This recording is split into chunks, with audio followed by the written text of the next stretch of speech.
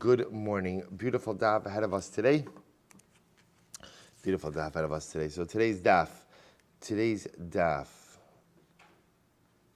is Kuf Mem Gimel 143. We are picking up on 142b Kuf Mem Beis Amud Beis, and we're picking up with Abaye Monach. It is 7 lines up from the bottom. So we thank our sponsors, our Talmud Torah sponsors for the month of Av, Avram and Shane D. Kelman, for dedicating all the shiurim and drashos this month, with the hope and prayer that this Tisha B'Av will be a Yom Tiv filled with joy in our eternal Beis HaMikdash. We thank our week of learning sponsors, Dr. and Mrs. Gavant, in honor of Dr. Gavant's reaching an age halfway between Zikna, seniority, and Seva, a ripe old age. Mazel Tov to Dr. Gavant and Me'aveh Esrim Shanim Tovos. We thank our week of learning sponsors, Yaakov and Monica Luxembourg, in the merit of a complete and enduring refuah for Aiden Shalom Ben Alta Braina. We hope that in the merit of our Talmud Torah. So these Chola will have a refuah together with Kol Chole Yisrael. The Neshamas will have an aliyah, and the families in Nechama. And Abose, with that, let us begin. So we have some really incredible Gemaras today. So remember, we left off in the sugya about, obviously, Muktzah. Still a lot of Muktzah. Muktzah is going to be with us, has been with us, and Amir Hashem will continue to be with us. So Abose, but specifically focusing on the discussion regarding if you have an item that is Muktzah, do you have the ability somehow to carry it if you go ahead and you place on it a non-Muktzah item? That's the fundamental shaila we were dealing with. So we saw the paradigmatic case of that is, let's say, the corpse. Right? That's the paradigmatic case where you have a mace, you want to be able to move the mace, so there's this special dispensation to go ahead and put on the mace a kikar or a tinok, a baby, a loaf of bread, and then enables you to move the mace. The shaila, of course, that began coming up was, does this dispensation apply to other things? Or can you use this tinok kikar idea for other things? So that was a discussion in yesterday's Gemara. That's what we left off with. We left off with the same what Ravashi said. Ravashi said that the truth is the dispensation or the license for kikar and tinok was really only something Chazal stated by a mace, alts kavarabrius, right, out of dignity to the dead. But in general, Chazal did not want you implying that strategy to move other things. So the Gemara says as follows: Abaye monach kafa akipi. So Abaye used to place a spoon. He used to place a spoon on sheaves in order to go ahead and carry them. Under general circumstances, a sheaf of wheat is muktzah. Right? It serves no purpose. You can't do anything with it on Shabbos. You can't grind it. You can't bake it. You can't do anything. So l'maisa against generally muktzah. What Abaye would do is he would put a spoon on top of the sheaves. The spoon is not muktzah, and he would carry the sheaves because of the spoon. Rava manach sakina Abar Yona umetaltlo. Rava would put a knife on top of a piece of raw dove's meat in order to go ahead and carry it.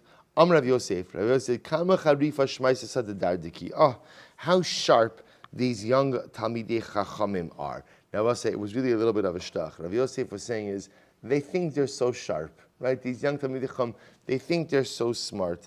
Eimar dam rabbanan b'shocheach l'chatchila mi'amar. See, Rabbi was saying, at most, even if you hold that there is this ability to go ahead and place a non-muktzah item on top of a muktzah item, so as to facilitate the movement of the non-muktzah item, of the muktzah item, that's only if the muktzah item was forgotten in a place where it's not normally found.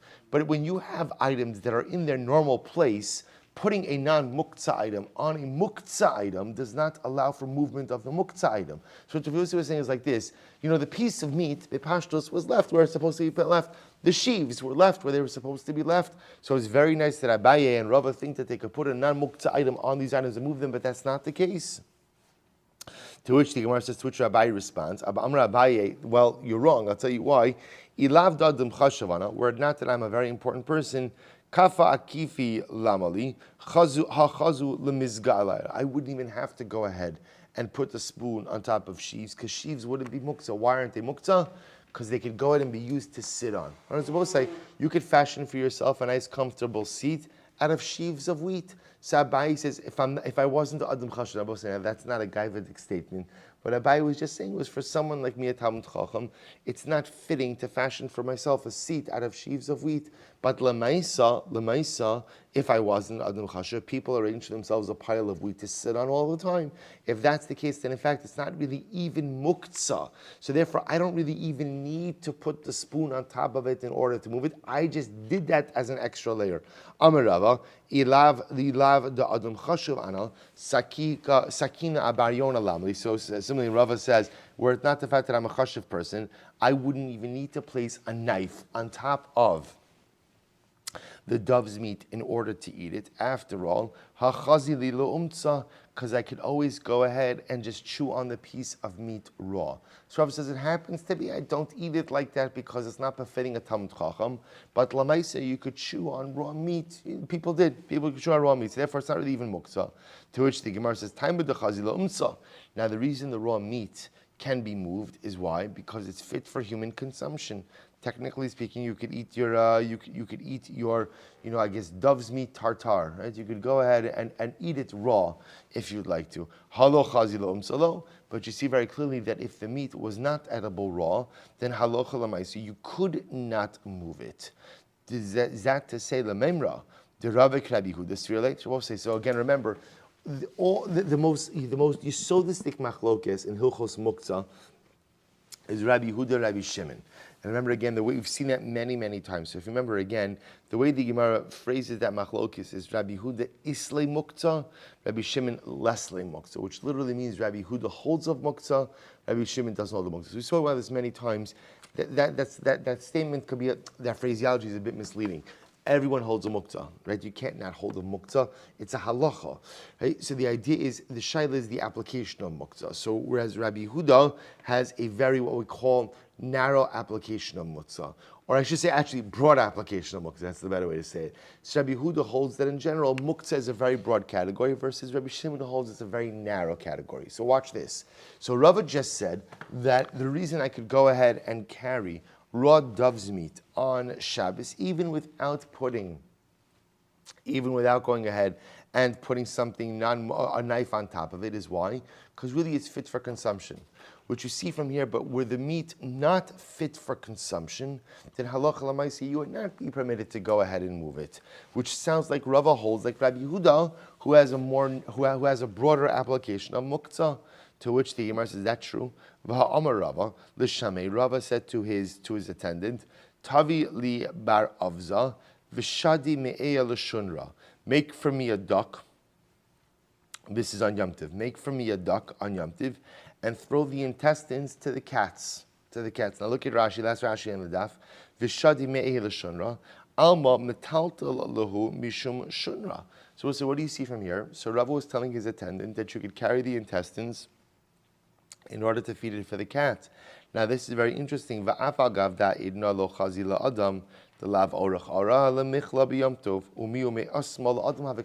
here's the problem. Before Yom Tiv, that duck was fit for human consumption, not for cat consumption. Yet now, halacha l'maisa, therefore again, the entire duck should be set aside for human consumption. Now Rav is saying, give the intestines to the cat. So what's going on over here? Top of Kuf Mem Gimel, Hasam, Kevan de Misrach, Daite Iluye Me Esmal. See, Rabbi said the idea is intestines, once you shech the duck, the intestines don't last. So because they don't last, the person has in mind that if indeed he's going to shech the duck, he already has in mind from Erev Shabbos that he is going to feed the intestines ultimately to the cat. Hachanami mistabra, the Rava Rabbi Yehuda Svirli. And I will say again another proof that Rava holds like Rabbi Yehuda, who has a broader application of muktzah. The Darish Rava, Isha lo tikanis labeisa eitzim lito mehen ud. So this is a very interesting case. A woman should not go into, and this is lav dafka gender specific. They're just giving the halacha. But a woman should not go into the beisa eitzim. Beisa eitzim means the wood storehouse, place where you store wood. Lito mehen ud. In order to go ahead and take a poker, right? To take a piece what you use as a poker. Why not? If you look at Rashi, Rashi says ud. Distam itzim lahasakar nitnu v'lo letiltul kli. Because I will say the assumption is most pieces of wood in a wood storehouse are really set aside for burning. And not for being used as a utensil. Therefore, halacha l'maisa, she can't decide to go ahead and she can't decide to go in to the Beis Ha'itzim to go ahead and take a piece of wood. So and use it as a poker. V'od shenishbar aser. Similarly, if you have a poker that broke, it is aser lahasiko b'yom tiv. You cannot use it as firewood on Yom Tiv. Why? The fish shemasikin b'kelim b'masikin b'shivrei kelim. Because it was on Yom Tiv, interestingly enough, you could fuel a fire with whole utensils. In other words, if a utensil is set aside for your use. So if you want to use the utensil as a utensil, you want to use it for fuel as a fire, that's your business. What can't you use? Shivrei kelim. You can't go and use broken utensils. Why can't you use broken utensils? Rashi says, Shenishberu hayom dahaviluhu nolad. Because we're supposed to say if a utensil broke today and now became shards and only usable as fuel for a fire, that's nolad. Something new has been created, and therefore it is muktzah. So we'll say, therefore, again, Gemara says shmamina. So we'll say all of this is just to prove to show that Rava does in fact hold like Rabbi Yehuda, and namely, again, has a broader application of muktzah. That's the idea over here, that he holds of the concept of muktzah, and therefore halacha l'maaseh as it manifests itself l'gabe Yom Tov as well as Shabbos. Beautiful. So says the Mishnah. Beis Shammai Omrim will say, this is actually, you're going to see this is incredibly fascinating. So Beis Shammai Omrim, ma'avir me'ala shulchan atzamas aklipa. So we'll see, it's an interesting shayla here. A person is having his Shabbos meal, and let's say again he's having meat, chicken, so there's bones left from the chicken, or he's having some nuts, and there's shells left from the nuts. I will say, so on a technical level, so bones left over from a chicken are muktzah, right? Or again, assuming that muktzah really refers to anything that does not really have an inherent use on Shabbos. So the bones are muktzah, the shells are muktzah. So the shaila, of course, becomes, well, what do you do with this stuff on your table? So watch this. So Beis Shammai Omrim, ma'avir me'ala shulchan atzama seklipin. Beis Shammai says you could remove from your table bones and shells. Ubeis Hillel Omrim mesalek es hatavla kula umenara. Beis Hillel, on the other hand, says no, you really shouldn't handle the bones and the shells directly. Instead, what should you do? Lift up the table in its entirety and go ahead and just shake it off. Shake it off. So we'll say, so in other words, what Beis Hillel is really saying is what? Is halacha l'maisa tiltul min hatzad. Right? Don't really handle the muktzah, as this is all what we saw yesterday. Right? Don't really handle the muktzah directly, but rather go ahead and just lift up the table. We'll also remember again also, their tables were much smaller. Right? You think about these, no, really? Rabbi Yisrael told me to lift up my dining room table and take it to the backyard and shake it out. So remember again, Bisman Gemara, they had individual tables. People dined, you had your own personal table. So it's not such a big deal to pick up the table as a whole and just go shake it out. Look here, actually, just a moment. Beis Hillel or Misalek es hatavla, sheish toras kli aleha, aval lo yitaltel es haklipin bi'adayim k'Rabbi Yehuda. So we'll say, so again, once again, it's the sheet of Rabbi Yehuda, the islay muktzah. The bones are muktzah, the shells are muktzah, so therefore better not to handle them directly, rather pick up the table, shake out the table.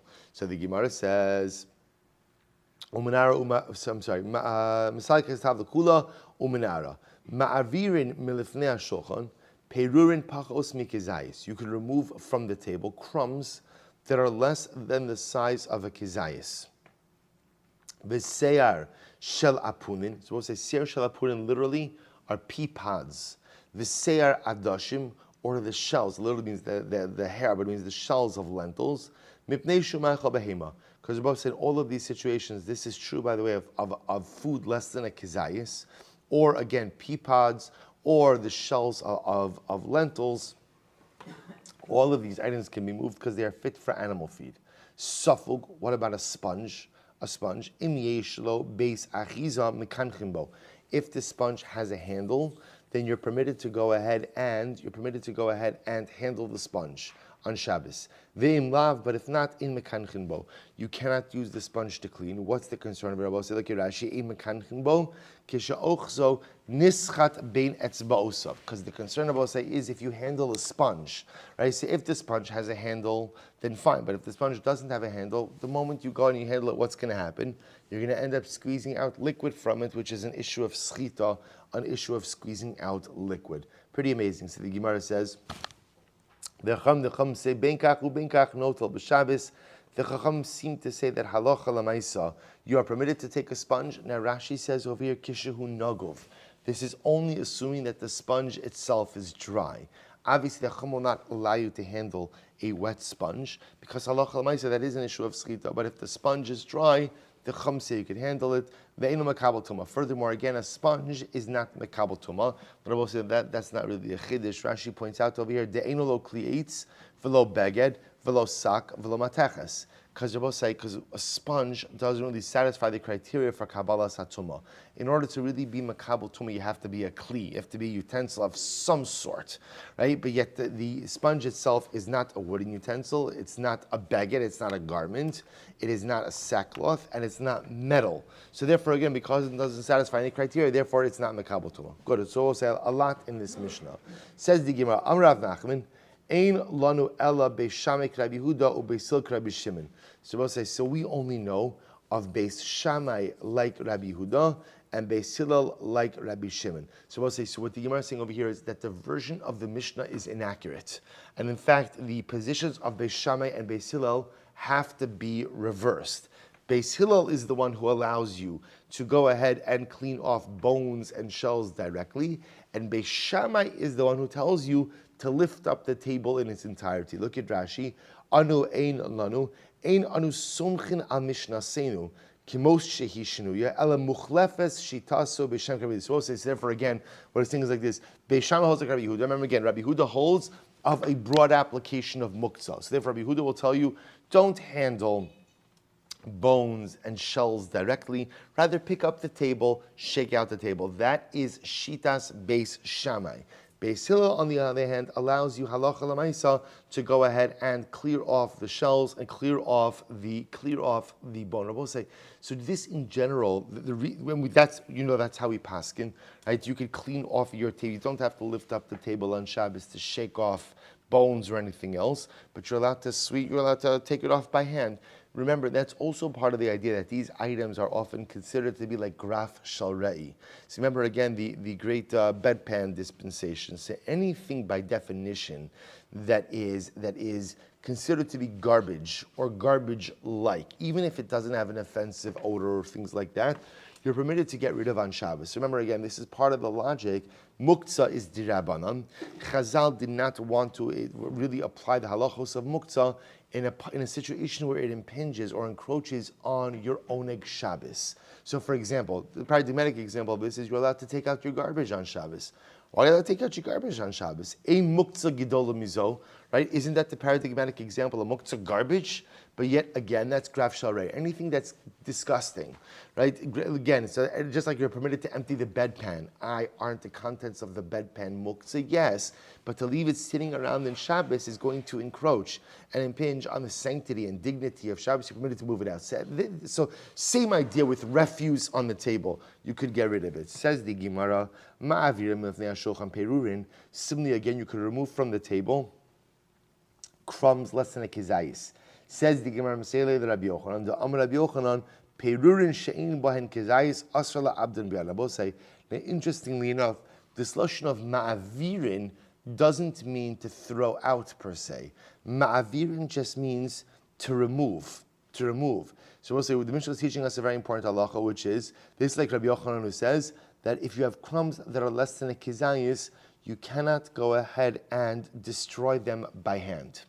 You cannot destroy them by hand. So we'll say, so this incredible yisod of bal tashchis, right? You know, we live, Baruch Hashem, in such a different time, in such a disposable society, with so much general surplus, many of us. And you have to be careful. The Gemara says that, you know, things that you would disregard as unnecessary, Chazal treated with incredible importance. So even crumbs that have less than a kizayis, one should be careful not to go ahead and destroy them. Seir shalapunin, so pea pods. Mani Reb Shimon, the Leslie muktzah. So this must reflect the view of Reb Shimon, who doesn't hold the muktzah. So we'll say, the fact that you can move a pea pod, what is a pea pod usable for? So really nothing. In other words, not in a human way. Ultimately, if you look at Rashi, the Leslie muktzah, the Rabbi Yehuda me'esmo lavla behema kaimi. So we'll say, so remember again, one of the fundamental distinctions between Rabbi Yehuda and Rabbi Shimon is whether or not the identity of an item is locked in at the onset of Shabbos. According to Rabbi Yehuda, the identity of the item is locked in at the onset of Shabbos. Therefore, I will say, at the onset of Shabbos, what was the status of this pea pod? It was Meichel Adam. Right? A person was going to use it. So now that I ate the peas and I have the shell left over, so the pod left over, it's really muktzah because it's no longer fit for human consumption. But yet halacha l'maisa was not designated for animal consumption on Erev Shabbos. Only Rabbi Yehuda must be, Mani Reb Shimon the Leslie muktzah, and must be Rabbi Shimon, who quote unquote doesn't hold a muktzah. And I will say, like we keep saying, he holds of muktzah, but l'maisa has a much looser definition. So according to Rabbi Shimon, since now the pod is fit for animal consumption, therefore you can move it on Shabbos. Even though it was not fit for animal consumption at the onset of Shabbos. Ema Seifa, yet look at the end of the Mishnah, Safog, a sponge. Im yeshlo beis achiza mekanchin bo. If it has a handle, you could clean with it. Ve'im lav ein mekanchin bo. But if it doesn't have a handle, you can't clean with it. Sa'asa'an l'Rabbi Huda. So we'll say that reflects Rabbi Huda's view. Da amar davar shein miskavin aser. So we'll say, remember again, why can't you use a sponge? Why can't you use a sponge without a handle? We'll say this is very halach l'maisa. You can't use a sponge on Shabbos. Forget about hot water, cold water. You can't use a sponge on Shabbos. Why not? Because you come to squeeze out the water. So you can't do that. So we'll say, so again, what does that show you? Now remember, let's say I'm going ahead and just scrubbing down a plate. Now the truth is, my intention is not to squeeze out water. What's my intention? To remove the schmutz from the plate. So if water comes out of the sponge, that's a davar shein miskavin. That's an unintended consequence. Yet, it's aser. Who holds that a davar shein miskavin is aser? That's Rabbi Huda. Oh, so now what you're telling me is the Seifa, the end of the Mishnah, reflects the view of Rabbi Huda. So yeah, and now you're telling me at the beginning of the Mishnah by the sponge, right, reflects the view ultimately again of Rabbi Shimon. So which one is it? Is the sponge case reflective of Rabbi Huda or Rabbi Shimon? To which the Gemara says, no. Baha, I feel Rabbi Shimon mode. I will say, even Rabbi Shimon, who normally disagrees that a davar shein miskavin will be mutter, will agree in this kind of case of the sponge. Why? Because this is not a davar shein miskavin. What is this? We'll say we always come back to this distinction. A davar shein miskavin means what? Something that may happen. Something which may happen. Versus a psik reisha, which is something which will happen. So we'll say, if you have a sponge filled with water, and you end up using it, and unintentionally water comes out, we'll say that's not a davar shein miskavin. Why? Because if you use a sponge filled with water, what is absolutely inevitably going to occur? Water is going to come out. That's called a psik reisha. So we'll say in the psik reisha, even Reb Shimon agrees that it's going to be aser.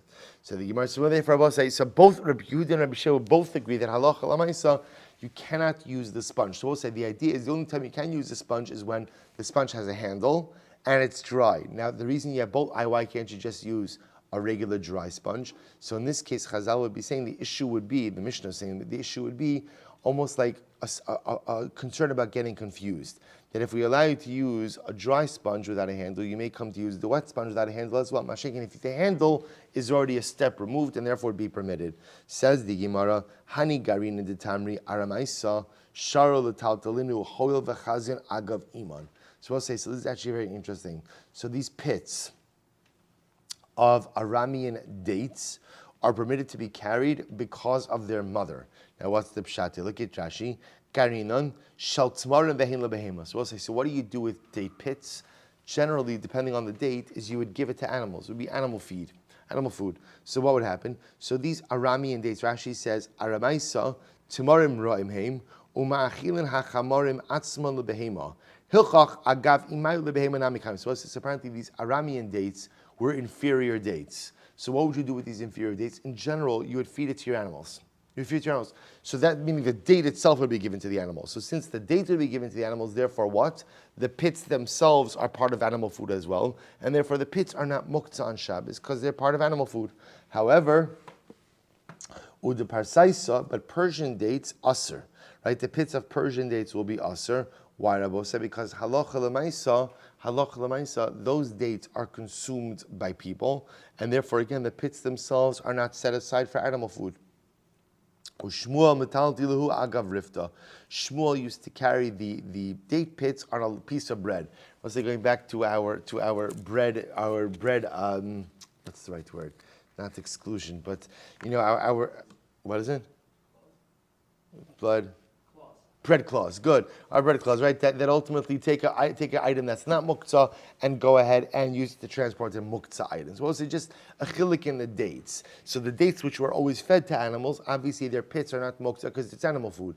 But pits that are normally consumed by people, halacha l'maisa, again, those pits will be muktzah on Shabbos. We'll say, remember, we do adopt the approach of Rabbi Yehuda, namely, in certain respects, namely, that the muktzah identity of an item is concretized and solidified at the onset of Shabbos. So in other words, what you are at the onset of Shabbos stays with you throughout Shabbos. So for example, therefore these dates, these Persian dates, which are fit for human consumption, they're consumed, but you don't give them to your animal because they're too good. L'maisa, even once you eat those dates, those pits are not really usable for animal feed because l'maisa they were designated for human use at the onset of Shabbos. The Gemara ends off.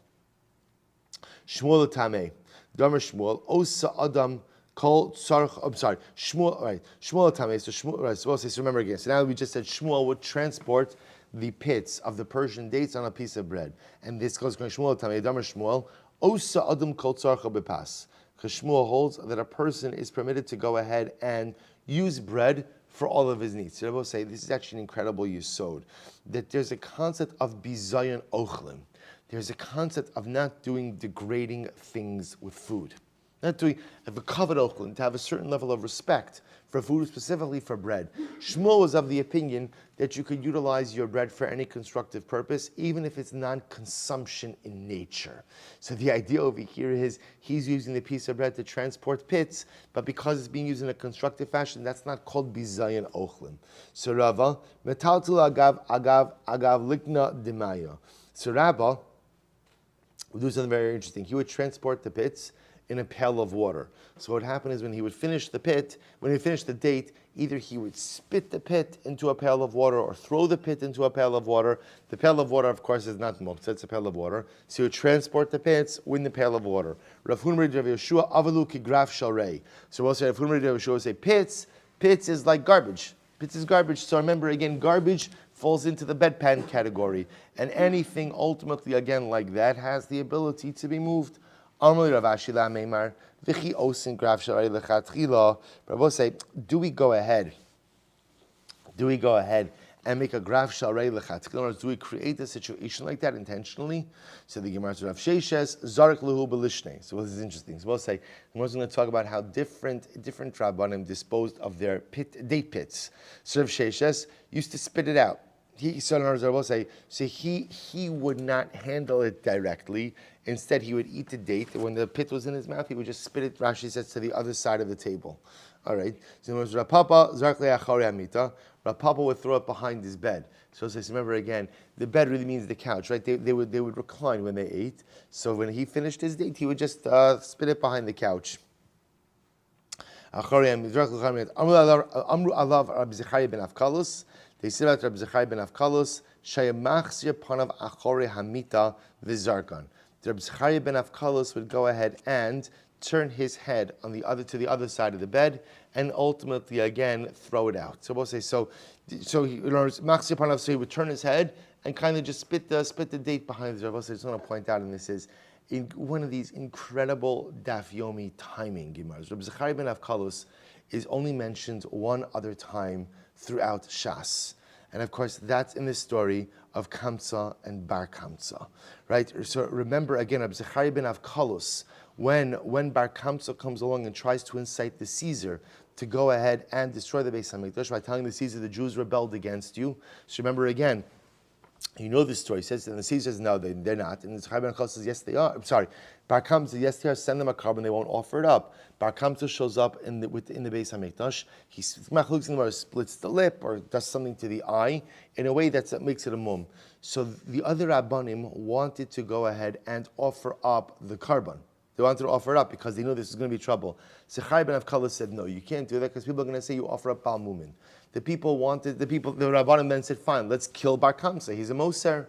Rabbi Zechariah ben Avkalus says, you can't kill Bar Kamsa because people will say, Yomru kol amatil mumin bekadshim yihareg. People will think that there's a death penalty for going ahead and killing someone who makes a mumin a carbon. So we'll say, so what happened? So they didn't offer up the carbon.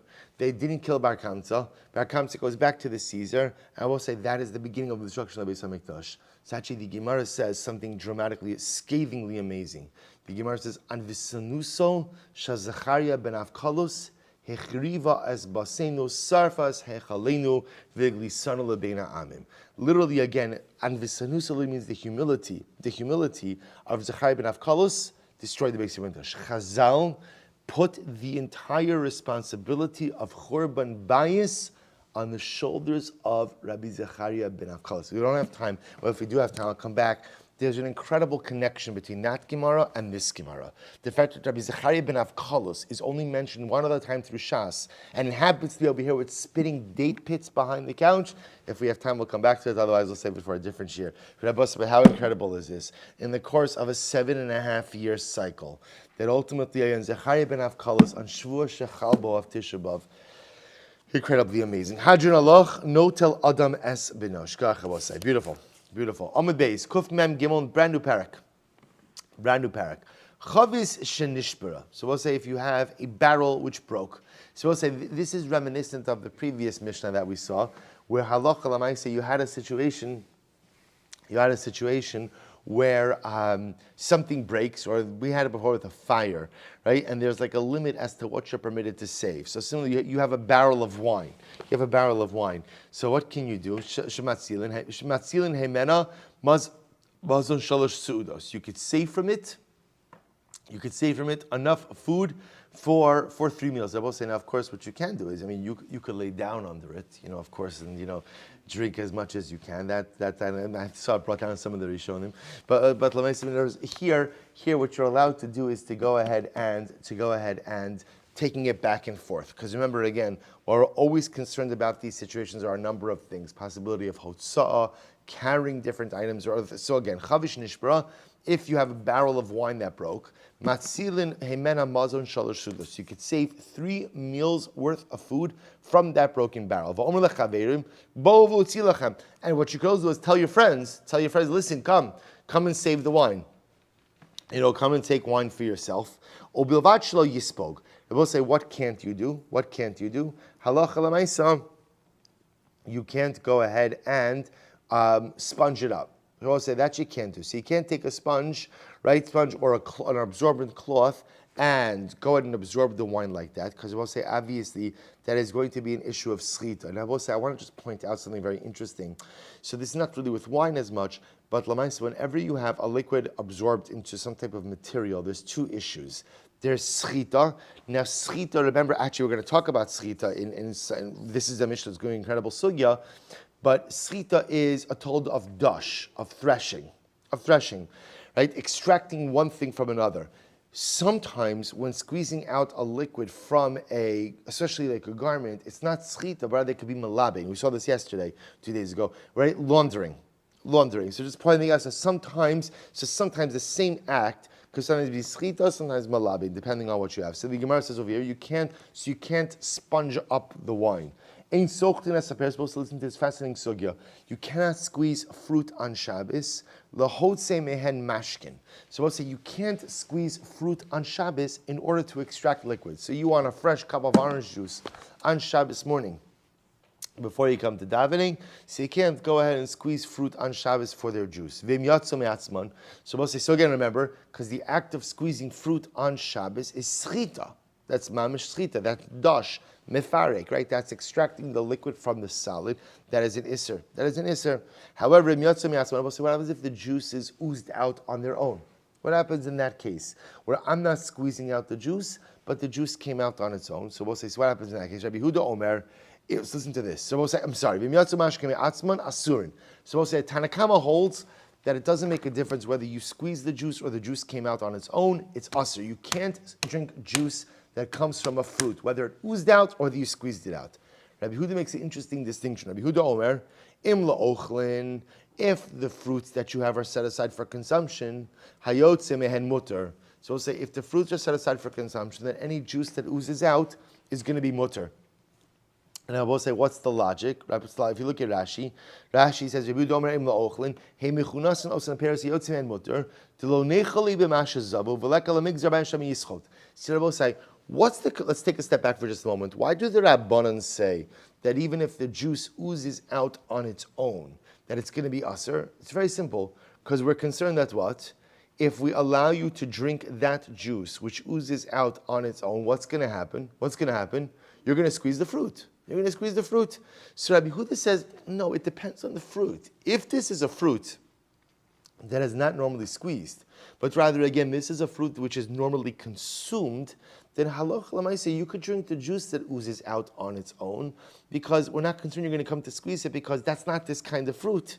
V'im lamashkin, but if l'maisa, and we'll say not only that, but also Rashi points out that if you have a fruit that is set aside for consumption, and the juice oozes out, that's actually, you're not happy about that, right? You don't want that, because the juice that oozes out from the fruit makes it less edible. So number one is lo nechale, I don't want it, and also I'm not going to come to squeeze it, because this is a fruit that is set aside for consumption, not for squeezing.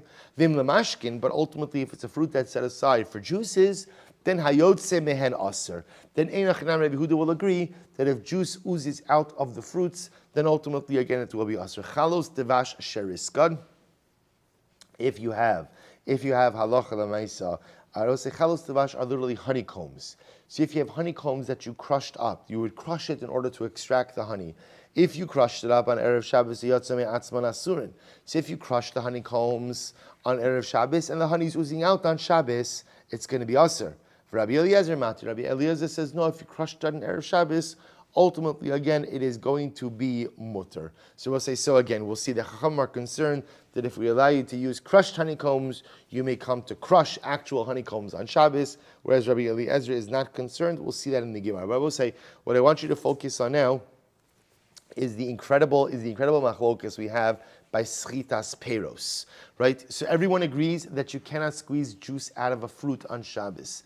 The shaila, of course, becomes what happens if the juice oozes out on its own. Chachamim Tanakama aser.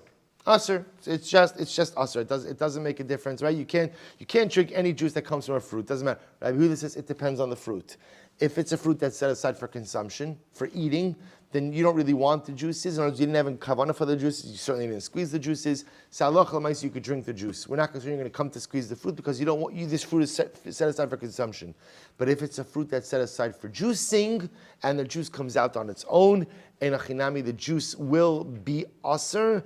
It's the concern that you may come to actually juice the fruits. It says the Gemara Tana lo yispok bayayin v'lo yitbach b'shemen shel yasek yidech shu osa b'cha. This is very interesting.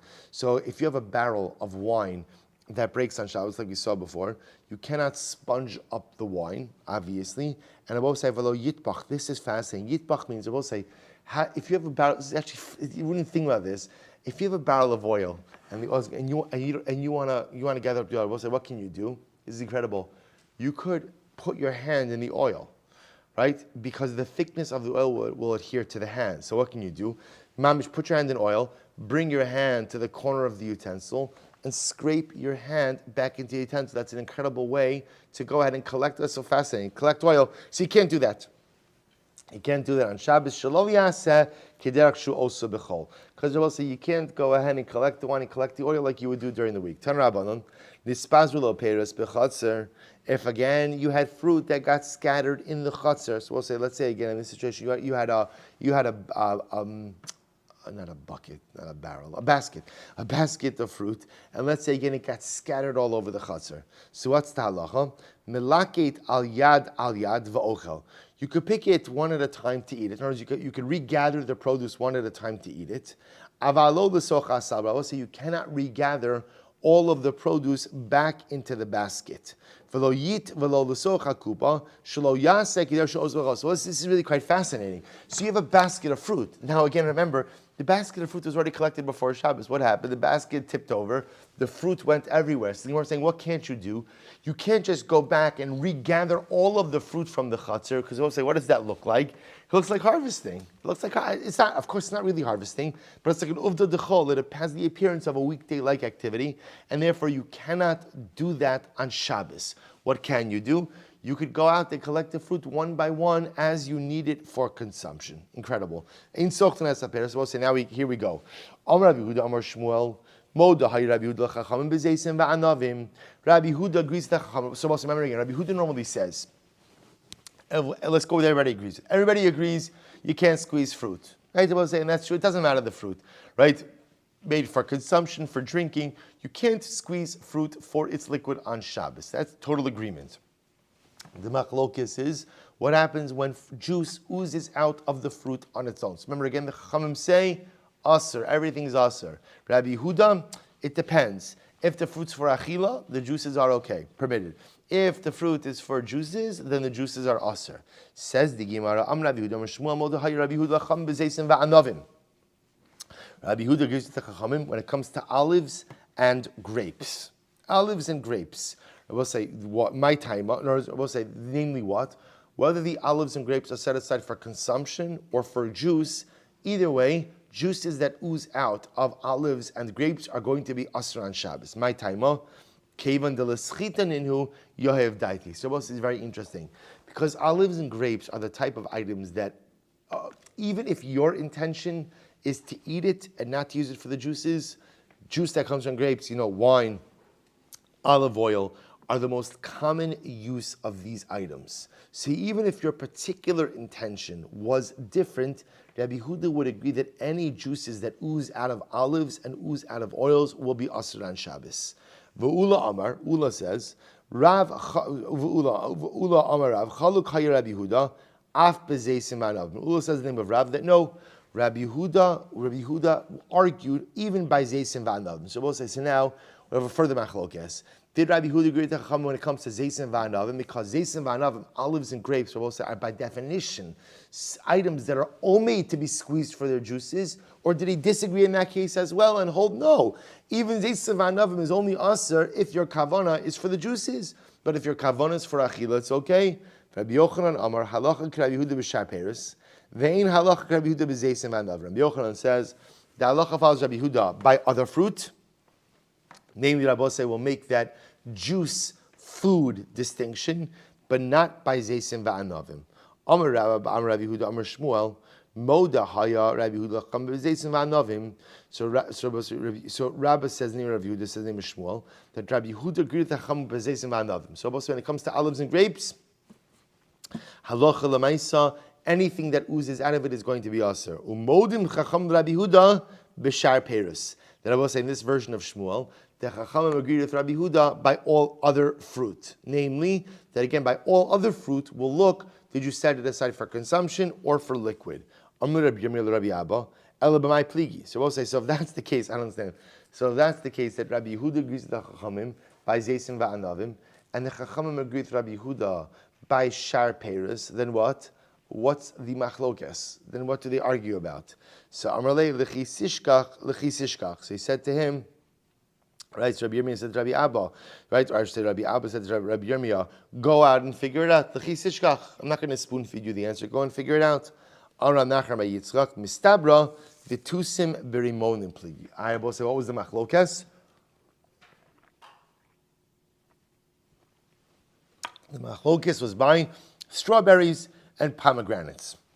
I will say, what's unique about tusim va'anavim? What's unique about, right, this sangya? Here we go.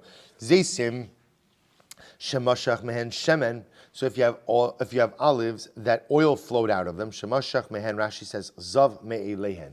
So if you have olives, that oil flowed out of them. Or anavim, shemashach mehen yayin. Or grapes, that wine flowed out of them. So we'll say, remember again, in these cases, you're not actively extracting anything. Remember, what's happening over here is these juices are flowing out on their own. V'echnisan, and you save the liquid. Bein la'ochel, bein la'mashkin. I'm sorry. Let's go back for a second. So zeisim shemashach men shemen, v'anam shemashach men yayin. V'echnisan, bein la'ochel, bein la'mashkin. And you had gathered up these items, right? Whether you were storing these grapes and olives, ultimately again for consumption or for juice purposes, hayotze mehen aser. Anything that oozes out of olives and grapes, those mashkin are going to be aser. Tusim, strawberries, shemashach me'en mayim, that juice came out. Verimonim, shemashach me'en yayin, or pomegranates from which wine came out. Vichnisan la'ochlin, if you had set aside the tusim verimonim for consumption, hayotze mehen mutter, the juice that comes out of it is mutter. Lemashkin ulistam, But if you went ahead and you set them aside for juice or just stam, in other words, you didn't designate it for any particular purpose, hayotze mehen aser div Rabbi Yehuda. Rabbi Yehuda will say that ultimately that which comes out of them is going to be aser. V'chachamim omrim bein la'ochlin bein la'mashkin hayotze mehen aser. So ultimately, again, so the Chachamim will say whether you set them aside for ochlin or for mashkin, what comes out of them ultimately again will be aser. So we'll say it turns out that according to this version so far, everyone will agree that by zeisim va'anavim, whatever oozes out of zeisim va'anavim is going to be aser. Whether you set aside the zeisim va'anavim ultimately again for achila or for mashkin, so whether you set aside for consumption or for the juices, it is going to be aser. The machlokes case is going to be in the tusim virimonim, right? What happens ultimately again with the juices that come out? So do we make a distinction between when they're set aside for their juices versus when they're set aside for consumption? And also we'll say now there's a third category being introduced, which is stam. Stam means if you put them away for no intention. So Rabbi Yehuda holds one way, the Chacham hold a different. The Chacham will always hold that any juice that comes out of a pri will always be aser. Rabbi Yehuda is the one who has the distinctions between items set aside for consumption, items set aside for juicing, and also stam, non-designated fruit. So we'll say we'll stop over here for today, but we'll pick up with this machlokes. So we'll say this, has major ramifications for Hilchos Shabbos. We'll see the continuation of the machlokes, really the fleshing out of the machlokes, and halacha l'maaseh mirtz Hashem.